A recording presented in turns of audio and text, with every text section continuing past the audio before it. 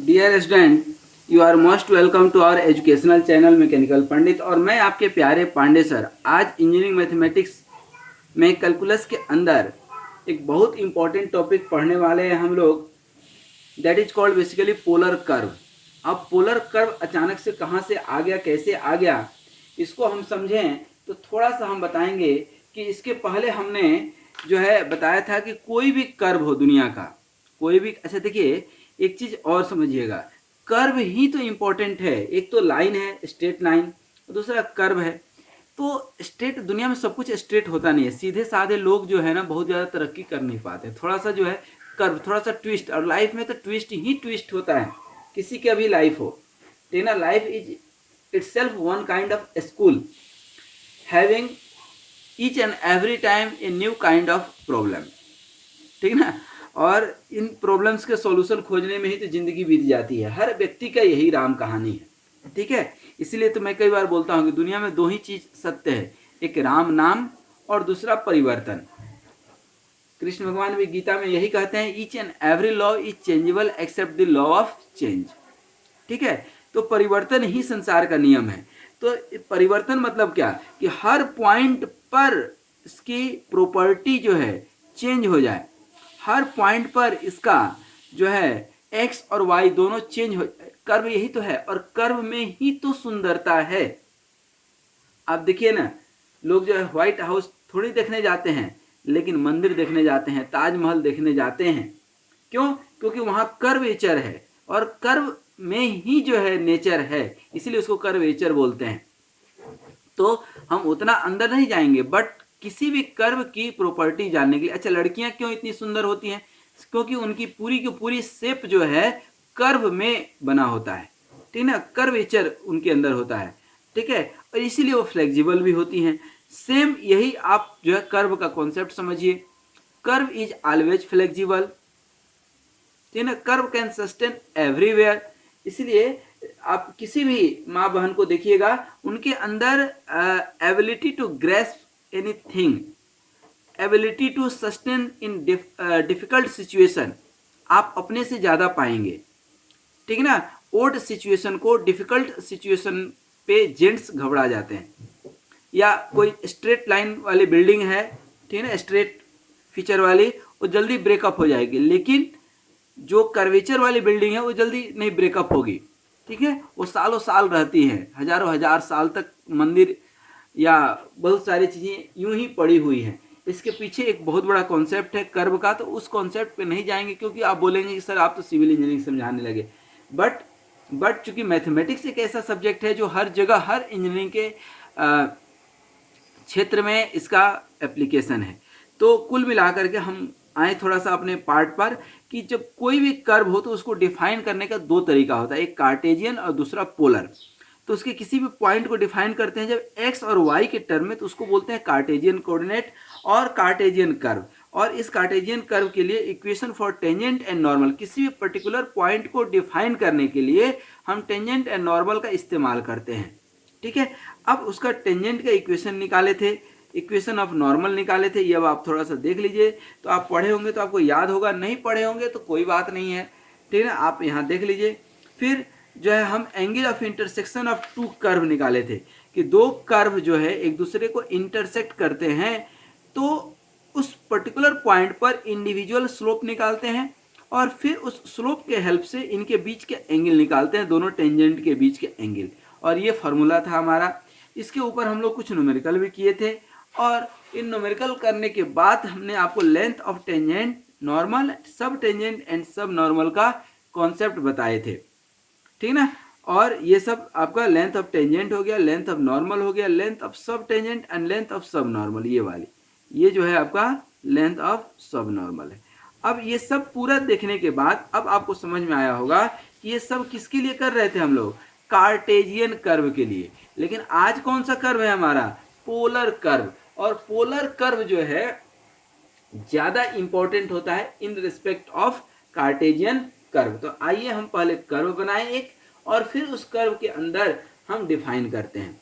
और polar curve को define करने के लिए आर और थीटा का हेल्प लेते हैं। आर क्या हो जाता है, रेडियल डिस्टेंस इसको बोलते हैं, और theta angle with any reference बोलते हैं। और रेफरेंस यहाँ पर जनरली एक्स या वाई कोई एक लेंगे, दोनों नहीं, ठीक है। अब ध्यान से समझिएगा, कोई आपका कर्व है ये, ठीक है, ये कोई कर्व हम बना लिए, ठीक है। अब यहाँ पर किसी भी पॉइंट पर, ये मान लीजिए कोई पॉइंट P है, ये क्या है, पॉइंट P है। तो यहाँ पर पॉइंट P पर हम क्या करते हैं, एक टेंजेंट ड्रॉ करते हैं, ठीक है। ध्यान दीजिएगा, ये टेंजेंट ड्रॉ कर दिया आप, ठीक है। और यहीं पर कोई आप एक पॉइंट, तो पहले रेफरेंस ले लें हम, ये जो है पॉइंट जो है हम क्या ले लें, रेफरेंस तो लेना पड़ेगा हमें, ठीक है। ये मान लीजिए कि कोई पॉइंट है O और ये कोई एक्स कर्व है। अब इसके रेस्पेक्ट में हम जो है इस P का जो है, ये तो आपका टेंजेंट हो गया, इस P का जो है हम निकालते हैं क्या, एंगल, ठीक है। तो इस P को हम यहाँ से जोड़ दें, देखिएगा यहाँ पर थोड़ा सा, देखिए इसको हमने जोड़ दिया, ये एंगल कितना हो गया आपका, मान लीजिए थीटा, और ये क्या है आपका टेंजेंट, ये क्या है टेंजेंट, और टेंजेंट के ही परपेंडिकुलर यदि आप खींचते हैं, थोड़ा सा इसको और बढ़ाना पड़ेगा, कहाँ हमें ले जाना है, रेफरेंस पे, रेफरेंस मतलब यहाँ पर, देखिए ये थोड़ा सा हमें देखना पड़ेगा, देखिए ये इस तरह से ले जाना है कि ये आपका क्या है 90 डिग्री, ठीक है। तो इससे क्या फ़ायदा है सर, ये T हो गया, और ये जो है नॉर्मल का इक्विवेलेंट लेंथ देगा। कैसे इक्विवेलेंट लेंथ देगा, तो ध्यान से समझिए, यहाँ पर कोई पॉइंट P पर थे हम, और चले गए अभी हम कहाँ, Q पर। अब Q पे चले गए तो जो एंगल पहले P पर थीटा था, वह एंगल Q पर कितना हो जाएगा, थीटा प्लस डेल थीटा होगा या नहीं, ये एंगल जो है यहाँ पर क्या हो जाएगा, डेल थीटा। और यहाँ पर जो है ये जो आप जो है O से P जो निकाले थे, O से T, वही यहाँ पर भी आप निकाल सकते हैं, यही बिल्कुल नॉर्मल, ठीक है। तो ये क्या हो गया M, और ये एंगल जो है P से Q जो है, एक यदि हम स्ट्रेट लाइन से मिला दें, ध्यान से समझिएगा, क्योंकि P से Q और ये कुछ एंगल होगा, ये मान लीजिए एंगल क्या है आपका अल्फा, ठीक ना। तो यदि ये अल्फा है तो ये भी कुछ एंगल होगा, ये भी कुछ एंगल होगा, और इस एंगल को मान लीजिए क्या है, ये फाई, तो ये थीटा, ये फाई, ये अल्फा। मतलब किसी पर्टिकुलर पॉइंट को डिफाइन करने के लिए पोलर कर्व में आपको देखिए कितने एंगल की जरूरत पड़ रही है, प्लस प्लस एक तो थीटा, थीटा निकालने के लिए हम फाई और अल्फा लिए हैं। दूसरा ये क्या हो गया, R, radial distance, OP equal to क्या है, आर, ये क्या है आपका रेडियल डिस्टेंस, ठीक है। अब यहाँ पर आप निकालते हैं, ठीक है, यहाँ पर आप ये फिगर चूंकि आपको दिमाग में रखना है, इसलिए इसको डिस्टर्ब नहीं करेंगे हम, ठीक है। ये पूरा बिल्कुल दिखना ही दिखना चाहिए अपने को, ठीक है ना, तभी तो हम डिराइव कर पाएंगे, इसलिए हम दूसरे पेज पे इसको लिखते हैं। पोलर कर्व में सबसे पहले हम यदि देखें, एंगल बिटवीन रेडियस वेक्टर, ये R radius vector and tangent, ठीक ना। दैट मीन्स कि रेडियस वेक्टर एंड टेंजेंट, ये क्या है आपका टेंजेंट है, इसके बीच के एंगल कितना है, यही फाई है ना। If phi be the angle between the radius vector and tangent at any point of the curve, then we can write here r equal to f of theta, f of theta, that means कि tan theta equal to क्या हो जाएगा, r d theta अपन dr, ठीक ना। ये equation आपको याद रखना है कि tan theta equal to क्या हो गया, r d theta by dr, ठीक है। उसके बाद यदि ये आपका p जो है, P का कर्व क्या है, R और थीटा, ठीक ना। तो यदि लेट P जो है आपका क्या है, R थीटा है, P क्या है, R थीटा है, और Q जो है क्या है, R प्लस डेल्टा R, थोड़ा सा बढ़ गया, और थीटा प्लस क्या हो गया, डेल्टा थीटा हो गया कि नहीं। तो B2 ये पड़ोसी हो गया P का Q, ठीक है। तो B2 neighbouring points on the curve, तो हम P और Q को यदि ज्वाइन कर देते हैं और एक लाइन ड्रॉ कर देते हैं PM, which is perpendicular to OQ, which perpendicular to O से क्यू, ये परपेंडिकुलर लाइन ड्रॉ कर देते हैं, देन फ्रॉम दी जो है राइट एंगल जो आपका ओ एम पी है, ये ना ये एंगल, ये क्या हो गया डेल थीटा। तो एम पी यहाँ क्या लिख सकते हैं आप, देखिए यहाँ हम लिख रहे हैं एम पी क्या हो जाएगा, एम पी क्या हो जाएगा आर साइन डेल थीटा होगा कि नहीं, M P R del sine theta, और ओ एम क्या हो जाएगा, ठीक इसका उल्टा आर कॉस डेल थीटा हो जाएगा कि नहीं। तो ये आपका क्या निकल गया, ध्यान दीजिएगा, ये क्या निकल गया आपका एम पी मतलब परपेंडिकुलर और O M base R cos del theta. तो क्या ये ओ पी आप निकाल सकते हैं क्या, ओ पी निकालेंगे तो ऑब्वियसली निकल जाएगा एम पी स्क्वायर और ओ एम स्क्वायर। लेकिन एम क्यू अब बच क्या गया, ओ एम आप निकाले तो बचा क्या एक्स्ट्रा, जो क्यू एक्सटेंड किए थे वहां पे एडिशनल क्या आया एम क्यू। एम क्यू क्या हो सकता है O Q minus O M हो सकता है, यहाँ पर हम लिखेंगे भी क्या एम क्यू इक्वल टू क्या लिख सकते हैं O Q minus O M. और देखिए ओ क्यू अभी आप निकाले हैं, ओ से क्यू, ओ से क्यू क्या है आर प्लस, इसका फिगर यही है ना आर प्लस डेल आर और थीटा प्लस डेल थीटा, यही है ना। तो ये क्या हो जाएगा O Q minus O M मतलब क्या R plus del R minus R cos del theta, O M आप निकाले हैं यहाँ आर कॉस डेल थीटा, ठीक है। यहाँ पर आप क्या लिख सकते हैं del are plus are into one minus cos del theta, one minus cos del theta, और del are plus two are sine square del theta by two, del theta by two. If angle M Q P, ठीक है, ये जो है M Q P क्या angle ले लिए alpha, यदि आप ये अल्फा ले लेते हैं तो देन टेन अल्फा क्या होगा, देखिए यहाँ पर थोड़ा सा टेन अल्फा क्या हो जाएगा, tan alpha M P upon M Q होगा कि नहीं, tan alpha equal to M P upon M Q base M Q, और M P upon M Q मतलब क्या हो गया आर साइन डेल थीटा। अब देख लीजिए एम पी अभी आप कहीं निकाले हैं, एम पी निकाले हैं आर साइन डेल थीटा, ठीक है। उसके बाद बचा क्या एम क्यू, एम क्यू क्या हो जाएगा, एम क्यू भी आप कहीं निकाले हैं अभी आप, ये देखिए एम क्यू निकाले हैं ना, क्या हो गया अब divided by del are plus two are sine square del theta by two, सही है, ठीक है ना। अब यहाँ पर जो है जो आप यहाँ निकाल रहे हैं टेन अल्फा, ठीक है, तो यदि P टेंड्स टू Q या Q टेंड्स टू P लिखें तो क्या हो जाएगा अल्फा टेंड्स टू 5 होगा या नहीं, alpha tends to 5, that means the chord P Q, ये जो कर्व है रेड कलर वाले जो आप देख रहे हैं, तो ये P Q turns about P and becomes the tangent at P, that means कि अल्फा टेंड्स टू 5। यदि अल्फा टेंड्स टू 5 हो जाए इसका मतलब P और Q एक दूसरे के बहुत नज़दीक हो जाएगा, यही कॉन्सेप्ट है। तो हम यदि टेन फाई निकालते हैं, और टेन फाई अभी हम निकाले हैं कहीं पर, ठीक ना, ये टेन थीटा हो गया और अल्फा की जगह क्या रख दिए फाई, और ये कब हो जाएगा जब लिमिट आपका हो जाए क्या Q tends to P, Q जो है P के नज़दीक पहुंच जाए, ठीक ना, और ये क्या हो जाएगा टेन अल्फा, और टेन अल्फा की जगह पर ये आप निकाले थे R sine del theta upon del are plus two are sine square del theta by two, सही है। यहाँ पर डेल थीटा, यहाँ पर जो है डेल थीटा क्या हो जाएगा टेंड्स टू 0, लिमिट यदि यहाँ पर लेंगे, क्योंकि दोनों में चेंजेस क्या है, यदि एक दूसरे के बहुत नज़दीक है तो डेल थीटा क्या होगा 0 के आसपास हो जाएगा, यही कॉन्सेप्ट है ना।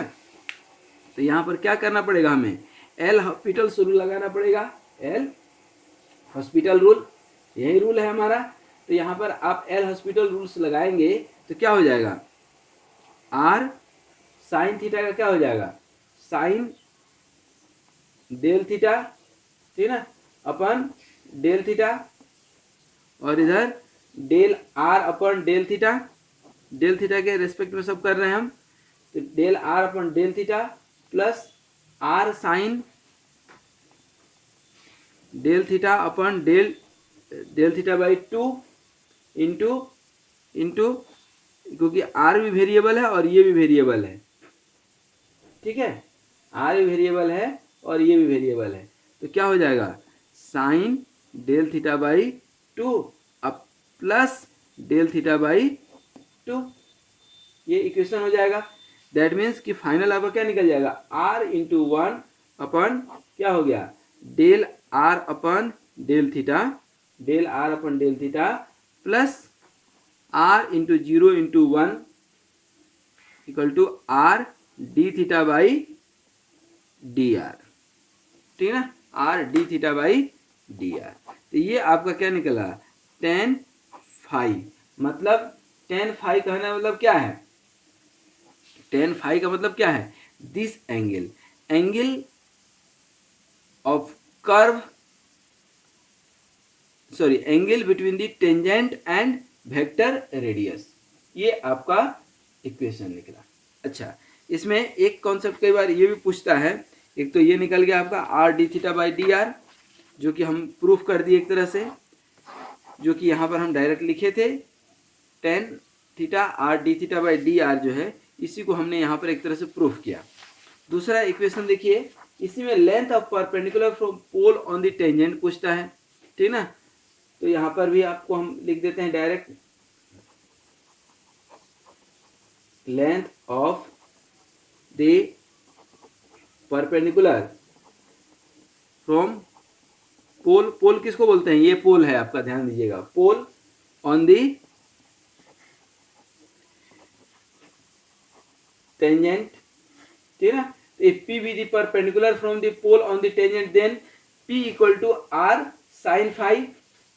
अब देखिए यहाँ पर ये आपका P हो गया कि नहीं, तो ये हो गया लेंथ ऑफ दी परपेंडिकुलर और ये लेंथ ऑफ एक्चुअल टेंजेंट, ठीक है, तो यहाँ पर P इक्वल टू क्या हो जाएगा आपका R साइन फाई, और ये कितना हो जाएगा PT R cos फाई, ठीक ना, तो यहाँ पर आप लिख सकते हैं, हम डायरेक्ट लिख रहे हैं थोड़ा सा, P इक्वल टू क्या हो जाएगा आपका R साइन फाई, और ये जो लेंथ है आपका कहाँ गया, टेंजेंट वाली, ये वाली जो लेंथ है ये क्या हो जाएगा आपका P से T, P से T क्या हो जाएगा, P से T R cos फाई, ठीक ना। अच्छा, एक दूसरा इक्वेशन और आता है सॉल्व करने के लिए, 1/, इसको सॉल्व करेंगे तो 1/P square equal to 1/R square plus 1/R to the power 4 और D R upon D theta का स्क्वायर, इसको अभी प्रूव करके भी हम दिखा देते हैं थोड़ा सा, इसको तो ऐसे याद रखना है आपको, लेकिन आया कैसे वो भी हम देख लेते हैं, ठीक है। देखिए, इसको यदि हम P इक्वल टू क्या लिखे हैं आप, R साइन फाई लिखे हैं कि नहीं, R साइन फाई, तो यदि हम 1/P स्क्वायर करें तो क्या हो जाएगा 1/R square sine square phi होगा कि नहीं, ध्यान दीजिए 1/R square into cosec square phi हो जाएगा कि नहीं, और ध्यान दीजिए 1/R square cosec square phi को 1 प्लस कॉट स्क्वायर फाई लिख सकते हैं, और 1/R स्क्वायर को 1/R स्क्वायर को कॉमन ले लें तो क्या हो जाएगा 1 प्लस कॉट फाई। अब कॉट फाई क्या है, या टेन फाई इक्वल टू, अभी तो आप लिखे हैं, देखिए यहाँ पर टेन फाई यहाँ लिखे हैं कि नहीं, are D theta by D are लिखे हैं, तो यहाँ पर क्या हो जाएगा, उल्टा हो जाएगा 1/R D theta by D are का होल स्क्वायर, इधर भी स्क्वायर हो जाएगा, तो क्या हो जाएगा यहाँ पर 1/R स्क्वायर रहने दीजिए, प्लस ये भी अंदर जाएगा तो क्या हो जाएगा 1/R टू द पावर 4 और D R by D theta का स्क्वायर, और ये क्या हो जाएगा 1/P स्क्वायर।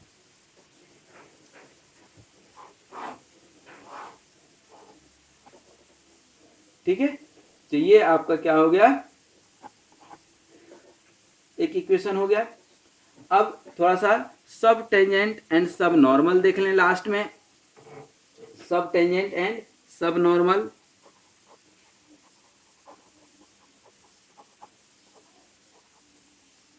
जैसे कार्टेशियन में सब टेंजेंट एंड सब नॉर्मल देखे थे, ठीक उसी तरह से यहाँ भी है, ठीक है ना, ठीक उसी तरह से यहाँ भी है, ठीक ना। कैसे, तो ध्यान दीजिए, कोई कर्व है आपका, यही कर्व था ना आपका, यही कर्व है, और यहाँ पर ये इसका क्या हो गया, ये इसको टच करते हुए क्या हो गया, टेंजेंट, ठीक है ना, ये क्या हो गया, टेंजेंट।